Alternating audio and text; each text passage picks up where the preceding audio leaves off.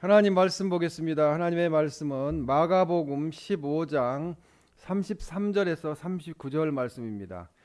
제6시가 되매 온 땅에 어둠이 임하여 제9시까지 계속하더니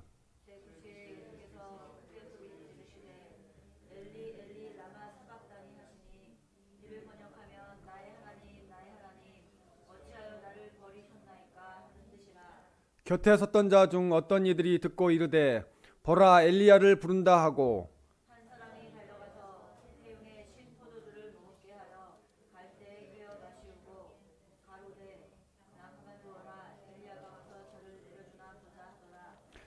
예수께서 큰 소리를 지르시고 숨지시니라.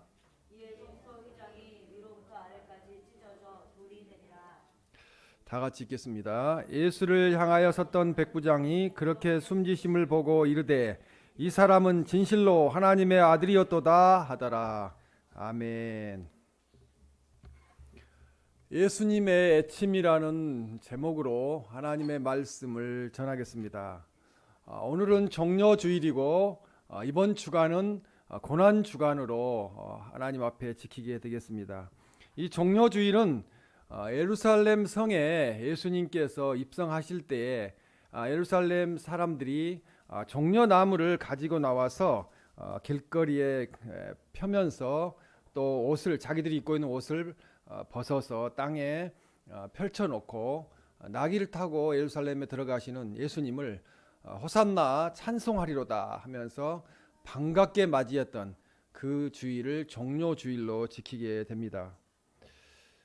예수님은 십자가를 지시기 전에 이 종려주일을 그때 바로 이 예루살렘 성에 들어가게 되었습니다.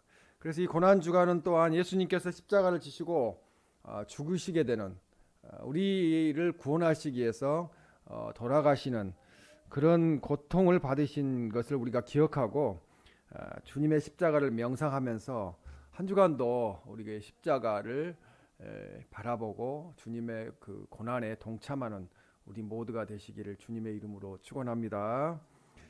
사람이 이 고함을 지를 때가 있습니다. 이기에 직면하게 되면은 자기도 모르게 고함을 지르게 됩니다. 또 놀랬을 때나 격한 감정이 일어나서 절제가 되지 않을 때도 고함을 지르게 됩니다. 또 슬프거나 괴롭거나 힘들 때도 고함을 지르게 됩니다. 그리고 너무 기뻐서 감격스러울 때도 고함을 지르게 됩니다. 이것은 자연스러운 감정의 나타남입니다. 살다가 보면은 고함을 칠 때가 많지는 않지만 그런 기억들이 있습니다. 화가 났을 때나 자기의 생각대로 되지 않았을 때도 고함을 치게 되는데요. 이런 때는 좀 고함을 치면은 좀 힘들어지죠. 스트레스를 받게 되고. 그리고 오늘 보면은 마가복음 15장 34절에 보면 제9시에 예수께서 크게 소리 지르시되 이렇게 말씀합니다. 예수님은 십자가상에서 참으로 처절한 절규의 애침을 하셨습니다. 33년간의 예수님의 생애 중 특히 이 공생의 기간 중에 최고의 절정에 다다른 것이 예수님의 십자가 사건이었습니다. 오늘 본문 마가복음 15장 34절 말씀에 보면 엘리 엘리 라마 사박단이라고 말씀합니다. 이 말씀은 나의 하나님 어찌하여 나를 버리셨나이까 라는 뜻입니다.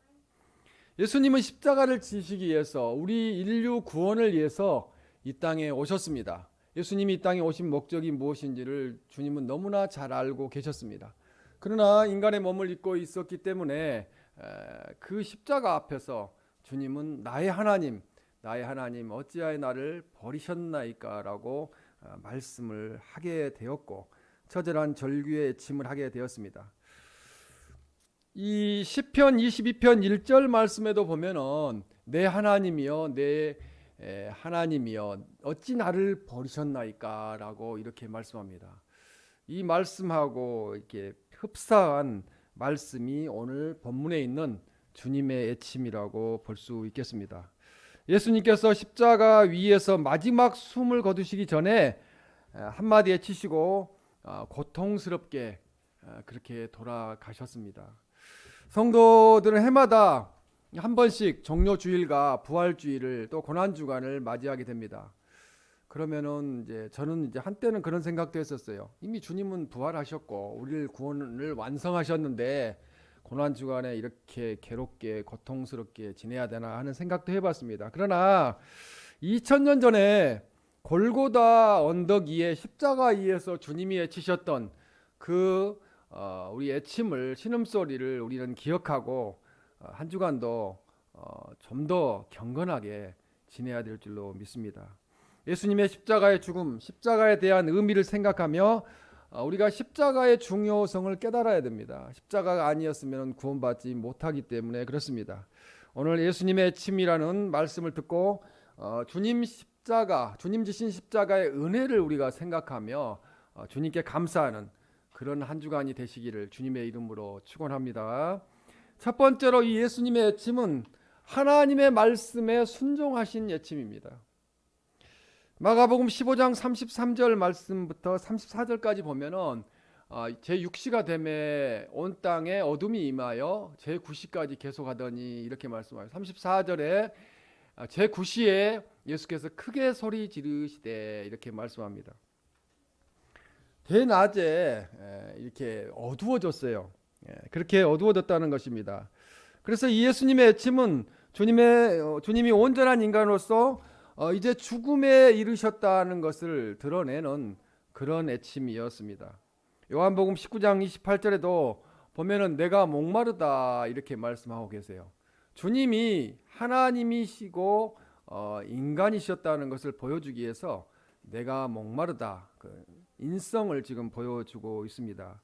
그래서 주님의 큰 영적 고통이 육체에 나타나는 것을 우리가 내가 목마르다는 주님의 말씀에서 알 수가 있습니다. 십자가에 달려 있으면은 계속 피가 흘러내리고 또 수분이 다 빠지고 해서 목이 말랐기 때문에 목마르다고 말씀하셨습니다.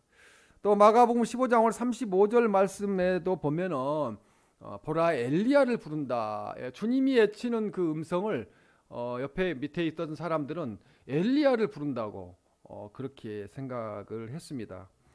이 유대인들은 예수님의 부르짖음을 엘리야를 부르는 사건으로 이게 잘못 들었을 수도 있고요. 한편으로는 조롱하기 위해서 저가 구원받는가 보자 하는 뜻으로 그렇게 잘못 해석했습니다. 유대인들은 일반적으로 의로운 순환자가 구원받기 위해서는 엘리야가 먼저 와야 된다고 생각하고 있습니다. 엘리야는 상징이었기 때문에 그렇게 볼 수 있겠습니다. 오늘 마가복음 15장 36절에 보면은 그렇게 목마르다고 하시니까 신포도주를 적시어 갈대에 깨어 마시게 하고 가만두라 엘리야가 와서 그를 내려주나 보자 이렇게 유대인들은 이야기하고 있습니다. 예수님은 땅에서 우리가 사진에 보면은 되게 높은 위치에 이렇게 예수님이 달리신 걸로 보이는데 땅에서 한 1m 정도 위에 십자가에 달려 계셨습니다. 한 사람이 예수님께 이제 포도주를 갖다 주어서 마시게 하셨는데 예수님이 십자가에 달리신 시간은 대략 한 6시간 정도. 그러니까 오전 9시부터 오후 3시까지 달려 계셨어요. 그런데 정오가 되자 어두워졌다는 거죠. 세상이 온통 어두워져서 정오는 가장 밝은 때잖아요. 하루 중에 가장 밝은 때인데 그때 세상이 어두워졌다고 이야기하고 있습니다. 그래서 이 누가복음 23장 44절에 보면은 제6시쯤 되어 그러니까 우리나라 시간으로 정오 12시쯤 되어서 또 제9시까지 계속하며 온 땅이 어둠이 임하여서 3시까지 그러니까 가장 밝은 시간인 12시부터 3시까지 그 시간에 어둠이 임했다는 거죠. 그러니까 주님이 하나님이시라는 것을 하나님께서 보여주셨다는 거예요. 하나님의 아들이시라는 것을 보여주셨다는 것입니다.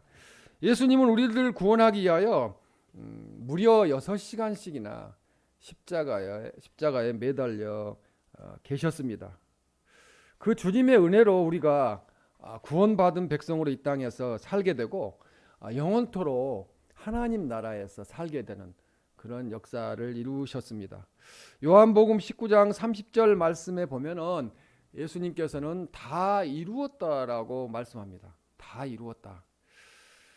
이 다 이루었다는 것은 우리가 뭐 전도할 때 이야기를 하는데요. 테텔레스타이라는 언어를 이야기하는데 구원이 이미 이루어졌다는 거예요. 이제 구원이 내가 이 땅에 와서 구원 사역을 완성하였다고, 그렇게 영원히 이루어진 상태로 남아 있을 것이라는 말씀을 하시고 돌아가셨다는 거죠. 예수님이 우리의 죄를 용서하시고 다 구원을 이루셨기 때문에 예수님을 믿기만 하면 우리도 주님 때문에 은혜로 다 구원을 받게 됩니다. 십자가에 달린 그 고통은 말로 다 표현할 수 없다고 합니다. 십자가는 중죄인들만 달리게 했던 그런 사형 제도인데요. 이 십자가형은 양손과 발에 못을 박아서 십자가에서 죽을 동안 죽기까지 매달아 두는 그런 그 사건, 그런 형이 십자가형이었습니다. 그러니까 죽을 때까지 계속 고통받는 거죠. 그거 얼마나 고통스럽겠습니까? 의식이 있는 한 끝까지 고통을 느끼게 된다고 그럽니다. 끝까지. 주님은 우리를 위해서 그 십자가를 지셨습니다. 제9시 한국 시간으로 오후 3시쯤 되었을 때 온 세상이 갑자기 어두워지면서 이제 해가 빛을 잃어버리고, 이제 46절 누가복음 23장 46절에 보면 예수께서 큰 소리로 불러 이르시되 아버지 내 영혼을 아버지 손에 부탁하나이다라고 하신 후에 숨지셨습니다. 마가복음 15장 37절에도 보면은 예수님께서 큰 소리를 지르시고, 외침이죠. 예수님의 외침. 갑자기 이때 성소의 휘장이 찢어졌다고 성경은 말씀하고 있습니다. 마가복음 15장 38절에 보면 이에 성소의 휘장이 위로부터 아래까지 찢어져 둘이 되니라 그렇게 말씀합니다.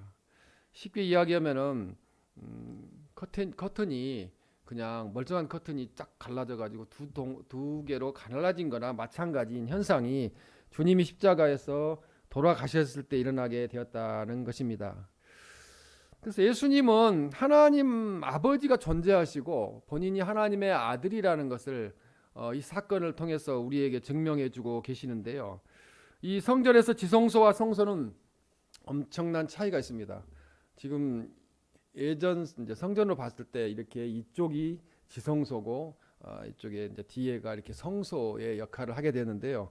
대제사장들이 지성소에 들어가서 대제사장만 지성소에 들어가서 하나님을 대면하는, 또 하나님 말씀을 듣게 되는 그곳이 지성소의 역할이었습니다. 그런데 이 지성소는 아무나 들어갈 수가 없었는데 예수님이 십자가에서 못 박혀 돌아가시고 구원 사역을 완성하시니까 이제 휘장이 찢어져서 아무나 지성소 안에 들어오게 됐다는 거죠. 그것은 이제는 누구 때문에? 예수님 때문에 우리가 기도함으로 하나님을 대제사장들만이 대면할 수 있었던 것을 주님 때문에 우리가 직접 대면할 수 있는, 직접 기도할 수 있는 그런 은혜를 받게 되었다는 말씀입니다. 이스라엘 백성들은 죄를 용서받기 위해서 제물을 가져왔어야 돼요. 가져와서 제사장들 앞에 내려놓고 제사를 드리도록 했습니다. 그러나 이제는 예수님께서 완전한 제물이 되셨다는 거죠. 단 한 번의 십자가 사건, 어린 양으로서 십자가에 내어드림으로써 구원 사역이 완성되었다고 그렇게 말씀합니다. 그래서 이제는 더 이상 제사를 드릴 필요가 없다는 거죠. 그래서 천주교의 미사라는 아름다운 제사라는 그 자체는 예배로 바뀌어야 된다는 거예요. 하나님을 찬양하는 워십이 돼야 되고 경배와 찬양이 돼야 된다고 성경은 우리에게 증명해 주고 있습니다. 그래서 이제 예수님이 십자가에서 하나님과 모든 인간 사이에 가로막혔던, 죄 때문에 가로막혔던 담을 허시고 우리를 하나님의 자녀로, 양자로 삼아 주셨습니다. 그래서 우리는 하나님 아버지를 우리의 아버지라고 부르고 고백하게 되는 것입니다. 이 사실을 이루시려고 예수님은 십자가에 돌아가셨습니다. 그리고 구원 사역을 이루셨습니다. 그리고 예수님은 마지막 외침을 하셨습니다. 다 이루었다. 그렇게 말씀하셨습니다. 누가복음 23장 46절에 보면 예수께서 큰 소리로 불러 이르시되 이렇게 말씀합니다. 큰 소리로 불러 이르셨다는 것은 예수님의 외침이라고 볼 수 있습니다. 대제사장들과 서기관들과 장로들, 그 누구보다도 예수님을 잘 알 수 있는 이들이 예수님을 알아보지 못했다는 거죠. 저는 이 마지막 시대에 예수님이 재림하실 때 또 이런 사건들이 반복될까 우려스럽기도 합니다. 교회 지도자들, 예수님을 잘 믿는다고 하는 사람들, 그 종교 지도자들이 주님이 다시 오셨을 때 몰라볼 수도 있다는 거죠. 유대인 또 제사장들 또 바리새인들, 그런 사람들, 성경 공부를 많이 했다는 사람들이 몰라봤기 때문에 그렇습니다. 구약 성경에서 예수님의 오심을 그들은 공부를 통해 너무나 잘 알고 있었습니다. 선지자들의 예수님이 다시 오실 것이라는 거, 예수님이 이 땅에 태어나실 것이라는 거, 메시아가 오실 것이라는 거, 그리스도께서 오실 것이라는 것을 그들은 너무나 잘 알고 있었습니다. 그러나 그들은 메시아가 오셨을 때 십자가에 못 박아버리는 그런 가오를 저질렀습니다. 이사야 6장 10절 말씀에 보면 마음을 둔하게 하며 그들의 귀가 막히고 그들의 눈이 감기게 하라, 이렇게 말씀합니다. 선지자 이사야가 이렇게 할 이야기는 아니었어요. 왜 그러냐면은 만약에 마음이 둔해져서 영적으로 어두워지고 귀가 막히고 성경 말씀, 하나님 말씀 듣지 못하고 눈이 감기게 되어서 영적으로 어두워져서 보지 못한다면 구원 못 받는 거죠. 그런데 이 말씀을 왜 하게 됐냐면은 여기서 보면 이 마음을 둔하게 하며라는 것은 마음을 살찌게 하라는 거예요. 다른 걸로 마음이 살쪄가지고 이제 둔해지는 거죠. 그래서 하나님의 은혜의 사역에 대해서 마음으로 전혀 자각하지 못한다는 거죠. 이 설교자가 가장 문제가 될 수 있는 게 뭐냐면은 설교를 하면서 자기는 삶에서 적용하지 않는다면은 그냥 허공에 애침만 되고요. 다른 사람만 그렇게 살아야 된다는 잘못된 생각을 갖게 될 수도 있습니다. 그것이 바로 마음이 둔해졌다고 볼 수 있겠습니다. 기가 막히고는 무디게 하라는 뜻이에요. 어떠한 일에도 감각이 무디어져 가지고 감동을 안 받는 거죠. 하나님 말씀 들어도 감각이 없고 감동이 없고, 그래서 청력이 이제 무디어져서 깨달음을 갖지 못한다는 거죠. 저 말씀은 나에게 하는 게 아니고 다른 분에게 하는 거야, 이런 생각들을 갖게 된다는 거죠. 눈이 감기게 하라는 것은 흐려지게 하라는 거예요. 시력이 떨어지니까, 통찰력이 떨어지니까 이제 하나님을 몰라보는 거죠. 그런 상황에 가게 하라는 거예요. 이스라엘 백성들이 너무나 많은 죄를 졌기 때문에, 죄악 가운데 있었기 때문에 선지자가 이런 이야기를 하게 되었습니다. 이러한 일은 전적으로 죄인의 부패한 본성 때문에 예수님을 메시아로 깨닫지 못하는 말씀이에요. 이런 죄악 가운데 있었기 때문에 이스라엘 백성들이 주님이 오셨어도, 고대하고 있던 메시아가 오셨어도 깨닫지 못했습니다. 그래서 요한복음 1장 5절 말씀에 보면 빛이 어둠에 빛이 돼 어둠이 깨닫지 못하더라. 예수님이 세상에 와서 빛을 비추셨지만 이 어둠 속에 있던 세상은 주님을 메시아로, 그리스도로 깨닫지 못하였다는 말씀입니다. 그래서 심판의 제1차적인 원인은 늘 죄인에게 있다는 거죠. 심판이 있는 것은 죄인이 없다면 심판을 받을 필요가 없겠죠. 근데 죄인들이 많기 때문에 심판이 이 땅에 임한다는 것입니다. 그래서 죄인들에게 하나님의 손으로부터 임하는 이 버려둠의 심판이 임하게 된다는 거죠. 그 심판이 이미 개인적으로는 그 사람의 죽음을 통해서 계속 심판을 받았고요. 지금 앞으로 예수님이 다시 오실 때는 그 심판이 임하게 된다는 건데, 그 버려둠은 마지막 지옥으로 버려둠을 받게 되는 그런 심판이 임한다는 것입니다. 그러나 예수님은 우리를 버려두지 않으시려고, 우리를 구원하시려고, 그래서 하나님의 뜻에 순종하셔서 예수님이 행하신 모든 일은 하나님의 뜻에 합한 일이라는 거죠. 하나님은 우리를 너무 사랑하셔서 구원받아 천국 백성으로 살기를 원하셨다는 것입니다. 그래서 마가복음 15장 34절에 보면 예수님께서 십자가상에서 또 소리를 지르십니다. 예수께서 크게 소리 지르시되 이렇게 말씀합니다. 로마서 5장 19절에도 한 사람이 순종하심으로 많은 사람이 의인이 되리라, 이렇게 말씀합니다. 한 사람 아담이 순종하지 아니함으로 많은 사람이 죄인이 되었습니다. 그러나 한 사람 예수님이 순종하심으로 많은 사람이 구원받아서 의인이 되어서 값없이 의롭다함을 얻게 되어서 천국 백성으로 살게 되었습니다. 하나님 아버지의 말씀에 순종하신 예수님의 십자가 대속의 은혜로 우리는 의인이 되었습니다.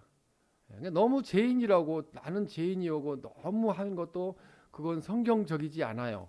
뭐 죄를 회개하는 것은 맞는데 과거에 이미 회개하고 용서받은 죄까지 가슴을 치면서 또 회개할 필요는 없다는 거죠. 예수님 이름으로 이미 용서함을 받았기 때문에 그렇습니다. 우리를 구원하기 위해 죽기까지 순종하신 우리가 예수님만을 의지하고 바라보는 그런 성도가 되시기를 주님의 이름으로 축원합니다. 두 번째로 예수님의 애침은 우리를 살리시는 애침이라는 거예요. 우리를 이미 살리셨고 살리시는 애침입니다. 이 예수님의 애침은 우리를 대신하는 애침이라는 거죠. 우리가 외쳐야 돼요. 주님 때문에 내가 살았다. 내 영혼이 구원받았다고 외쳐야 됩니다.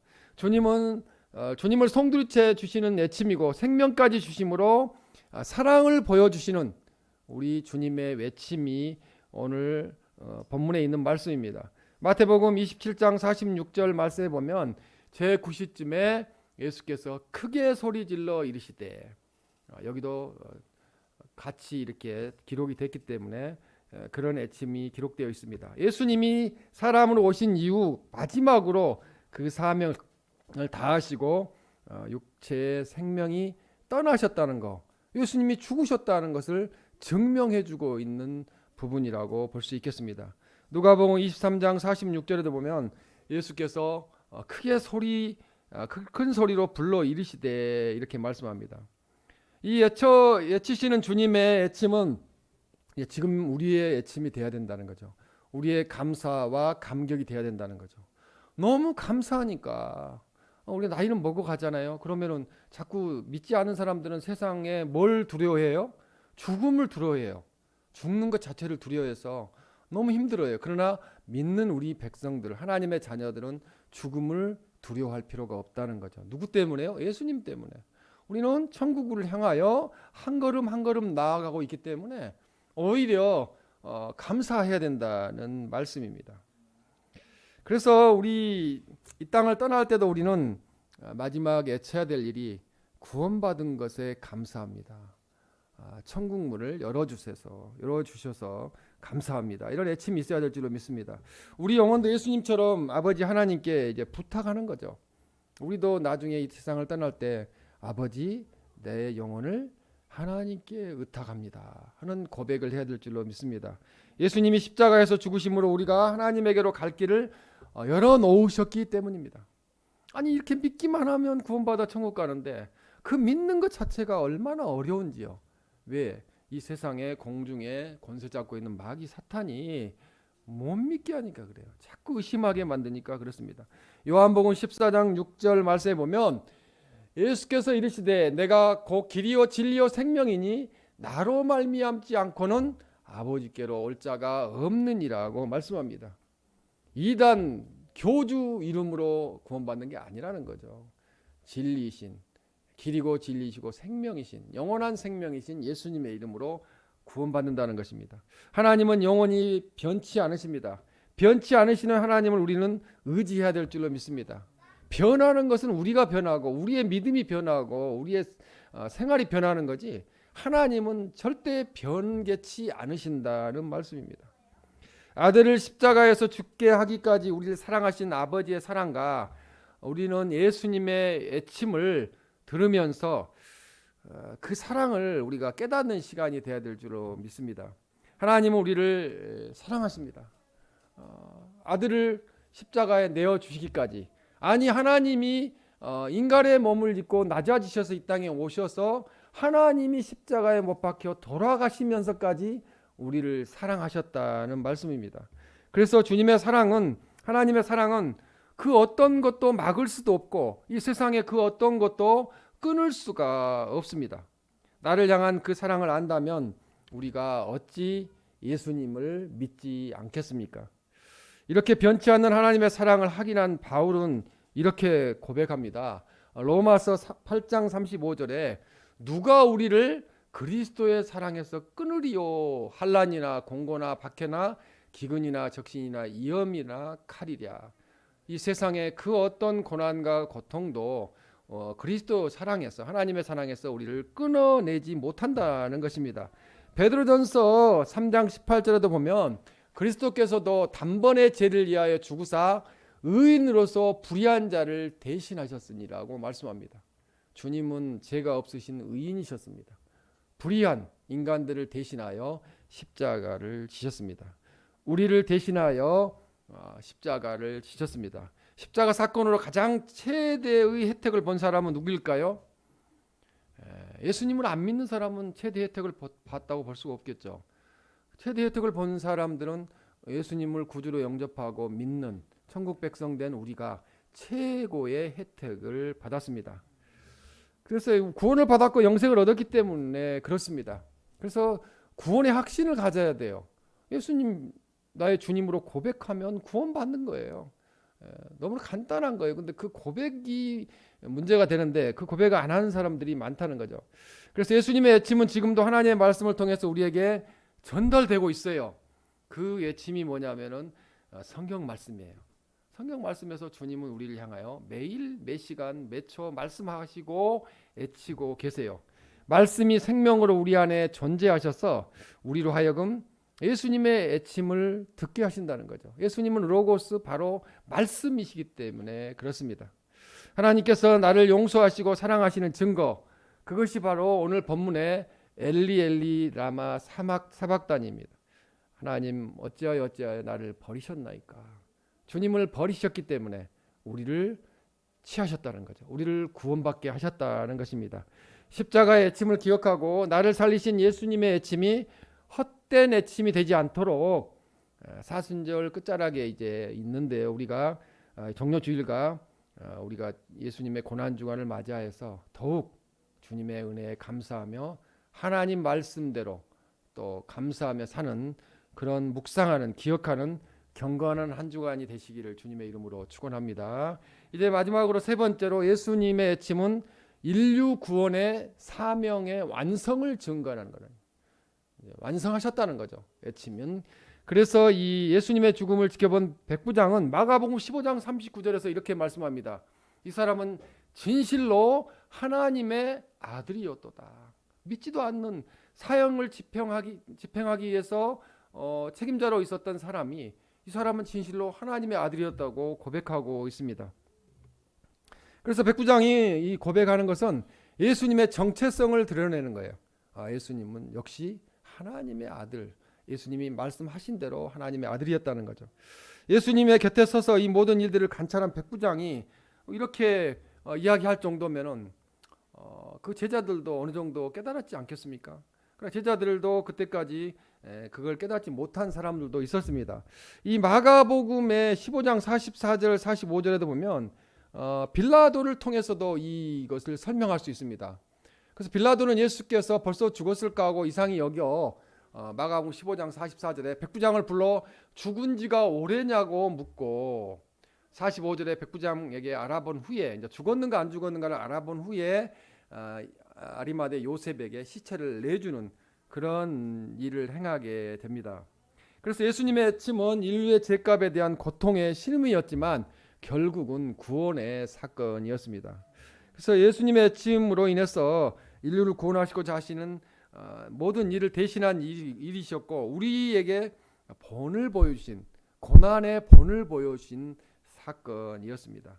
그래서 베드로전서 2장 21절 이렇게 말씀합니다. 그리스도도 너희를 위하여 고난을 받으사 너희에게 본을 끼쳐라고 말씀합니다.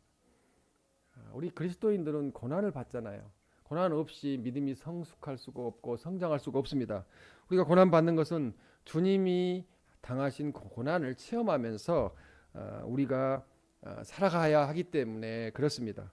그래서 누구든지 예수님을 믿으면은 고난 받는다는 거죠. 나 예수 믿었더니 하나도 고난 받지 않았다 하는 고백은 아무도 없습니다. 사도 바울이 기록하기를 빌립보서 3장 10절에 이렇게 말씀합니다. 그 고난에 참여함을 알고자 하여 그의 죽으심을 본받아라고 말씀합니다. 사도 바울은 주님의 고난에 참여했다는 거죠. 그래서 많은 고난을 받았습니다. 그래서 주님의 죽으심을 본받아서 인생을 살았습니다. 예수님이 이제 고난 받으시고 십자가에 못 박혀 죽으심으로 인해서 우리는 하나님의 자녀가 되었다는 말씀을 우리가 로마서 8장 17절에서 알 수 있습니다. 우리가 그와 함께 영광을 받기 위하여 고난도 함께 받아야 할 것이니라. 천국에 들어가기 위해서는 이 땅에 살면서 고난 받는다는 거죠. 성경은 고난 받지 않는다고 이야기하는 것이 없어요. 고난을 받되 그 영광을 나중에 받을 그 영광과 좋게 비교할 수 없도다라고 성경은 말씀하고 있습니다. 예수님의 책임은 구원의 완성입니다. 그래서 우리가 이 구원받은 백성답게 모든 일을 하나님 말씀의 기준을 두고 생각을 해야 되고 또 하나님 아버지를 의지하고 주님의 뜻에 맡기는 그런 고백들을 하고 살아야 될 줄로 믿습니다. 예수님의 짐은 우리가 죄가 해결되었다는 것을 알리시는 복음이었다는 거죠. 마지막 복음이었다는 거죠. 그 복음을 우리만 구원받아서 천국 갈 것이 아니라 지금 그 진리를 모르고 살아가는 그 사람들을 향하여 우리가 복음을 외치는 그런 성도가 되어야 될 줄로 믿습니다. 누구든지 예수님을 믿으면은 의인이 되어지는 하나님의 은혜가 예수님의 십자가에서 예수님이 죽으심으로 완성되었습니다. 그러므로 예수님이 내 죄를 모두 해결하시고 용서해 주셨다는 사실을 믿게 하시는 은혜가 우리에게 지금 임해 있습니다. 그것처럼 감사한 일이 어디 있겠습니까? 이것은 바로 우리가 영생을 얻었다는 확증이 되고 있습니다. 영생은 요한복음 17장 3절 말씀에 보면은 영생은 예수 그리스도를 아는 것이다 라고 말씀합니다. 우리가 예수 그리스도를 다 알잖아요. 주님이 우리의 주인이 되시고 하나님 아버지가 되신다는 걸 우리가 다 알고 있어요. 그렇기 때문에 영생은 예수 그리스도를 아는 것이기 때문에 우리는 영생을 받았습니다. 예수님의 십자가 고난의 비밀을 알게 하신 하나님께서 우리들이 이제 예수님을 믿게 하셨고 영생을 보장하여 주셨습니다. 이제 예수님의 고통의 핵심이 바로 우리와 우리 가족 모든 인류 때문인 것을 기억하고 감사해야 된다는 거죠. 또 감격해야 된다는 거죠. 이 세상에 뭐 하나 제대로 된 거 이렇게 좋은 거 누리고 살면은 막 되게 물론 감사 안 하는 사람도 많지만 감격하고 사는 사람들 많잖아요. 근데 그것이 전부가 아니라는 거죠. 예수 그리스도를 아는 거, 영생을 아는 거, 영생 받은 거 이것을 감사하면서 온 정성을 다하여 예수님의 뒤를 따라 전도하고 사랑을 실천하는 우리 모두가 되시기를 주님의 이름으로 축원합니다. 아멘.